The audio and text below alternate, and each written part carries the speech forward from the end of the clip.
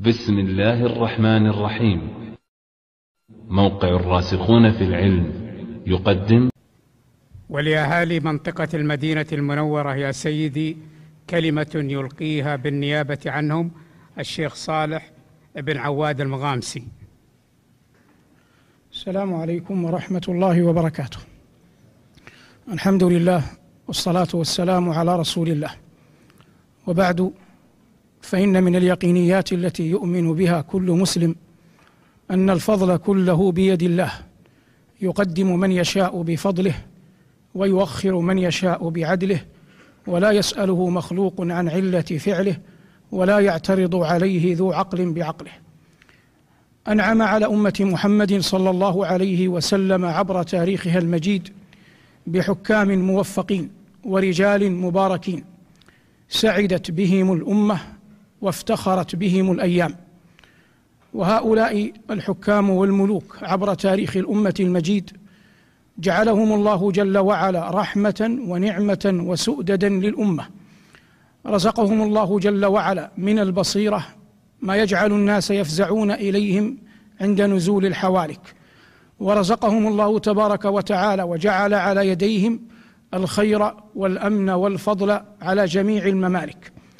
وأنت يا خادم الحرمين الشريفين أيها الملك الموفق المبارك بحمد الله وفضله واحد من هؤلاء الأفذاذ الكبار الذين أنعم الله عليهم وأنعم بهم. وقد تجلى هذا كله يوم أن تنادى الحاسدون وتداعى المرجفون، فأظهر الشعب أثر القرآن الذي في قلبه، القرآن الذي يدعو إلى اللحمة والسمع والطاعة والوحدة. وظهر كذلك خيرك وعطاؤك على الناس ويقين المؤمنين في هذه البلاد المباركة بولي أمرهم. فبهت الذي حسد وذهل الذي يرصد، وانقلب إليهم الطرف خاسئا وهو حسير. ثم إنه بعد ذلك بيومين أطل على الناس سمو النائب الثاني ليهنئ الشعب النبيل بصنيعه، وليقول لهم مباركا ومهنئا: اليوم نقول هنيئا لخادم الحرمين الشريفين بشعبه، وغدا نقول هنيئا للشعب بخادم الحرمين الشريفين. فما أطلت الجمعة التي تليها إلا وأطلت سحابة كرمك، ففاضت من غير رعد، وسقت من غير بخس، وجرى نهرها العذب فلم يبقى واد إلا رواه، ولا ذو عطش إلا سقاه. وذلك فضل ساقه الله على يديك، ونعمة من قبل ومن بعد أنعم الله بها عليك. قال الإمام الشافعي رحمه الله: وأفضل الناس ما بين الورى رجل تقضى على يده للناس حاجات. 6 سنين نيرات مرت من حكمك المبارك، نرجو الله أن يمتعنا بأيام حكمك أزمنة عديدة وسنين مديدة في عفو وعافية منه. من قرأها تبين له أمور.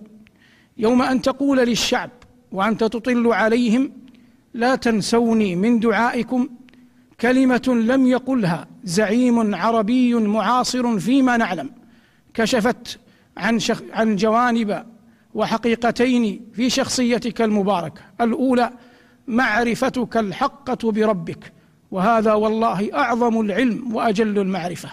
والثانية بعدك عن الكبر، وهذان هما طرف المجد اللذان يكتب الله جل وعلا بهما لأي عبد خيري الدنيا والآخرة.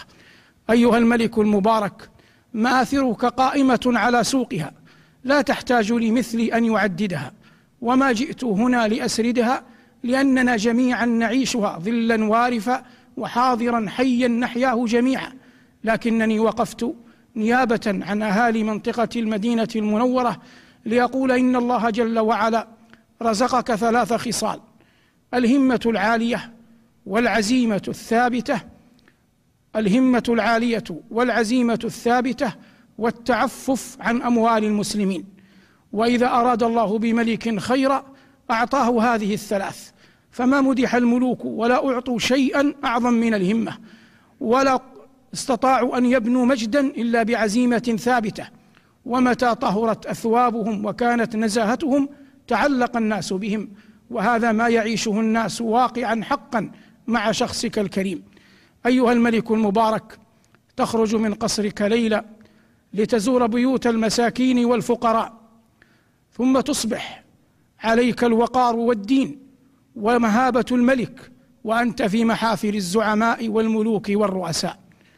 تبيت مع مستشاريك تبحث ماذا تنفع به المواطنين، وفي الصباح تقارع قادة العالم في قمة العشرين، وفيما بين ذلك تنظر في توسعة الحرمين وتنظر كيف تسوق الخير للمسلمين. في مجلسك يتلى القرآن ويفسر، لعلمك أنه لا عزة للأمة إلا بكتاب ربها. وفي مجلسك يقدر العلماء ويتصدرون، لعلمك أنه لا عزة للأمة إلا بعلمائها. وفي مجلسك ينصف المظلوم والضعيف، لأنك تؤمن أنه لا خير لأمة لا تأخذ الحق لضعيفها.